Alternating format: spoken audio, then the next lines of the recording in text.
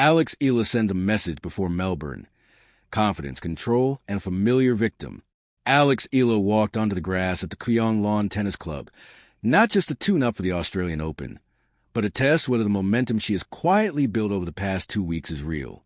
By the time she closed out a 6-3, 6-4 win over Donna Vekic, the answer felt clear. This wasn't a fluke, and it wasn't a one-off. For the second time in a matter of days, Eala outplayed the seasoned Croatian, repeating her earlier victory at the ASB Classic in Auckland. That first win came via a gritty comeback. This one, at the Kooyong Classic, was something else entirely: calm, assertive, and unmistakably confident. Against a former Olympic silver medalist and longtime tour presence, Eala dictated play from the opening games. Her left-handed patterns repeatedly pulled Vekic off balance, while her improved court coverage and shot tolerance turned rallies into quiet statements of growth. In just over an hour, the 20-year-old Filipina wrapped up her final tune-up match before stepping onto the sport's biggest January stage. The timing could not be better.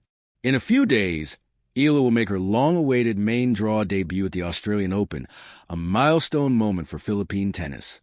Beating Vekic twice in 2 different settings, hard court and grass, adds weight to belief that she belongs in the conversation, not just as a participant, but as a dangerous early-round opponent. Her recent run in Auckland already hinted at that leap. After toppling Vekic there, Eala pushed her way into the semifinals before bowing out to Wong Sin-yu in a 3-set battle.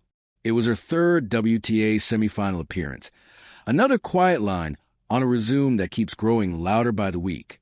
Kooyong, though officially an exhibition, offered something different: a controlled environment, elite competition, and a spotlight shared by rising names and established stars. Eala had just 1 match on the schedule, and she made it count. The win served less as a result and more as a signal that her game travels, that her confidence is steady, and that her learning curve is steep. For Filipino fans, the moment carries extra meaning. Long before the surge on the Pro Tour, Eala already had history in Melbourne.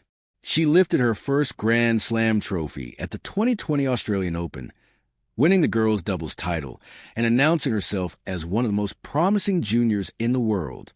Now, 5 years later, she returns not as a prodigy, but as a fully formed professional ready to test herself against the sport's elite. Beyond Melbourne, her name is also listed for the Philippine Women's Open later this month, though her participation will depend on how deep her Australian Open run goes. Either way, the direction is clear. Eala isn't just collecting wins anymore. She's collecting belief, from opponents who know her game is no longer a mystery, and from a nation watching one of its own step confidently onto the global stage.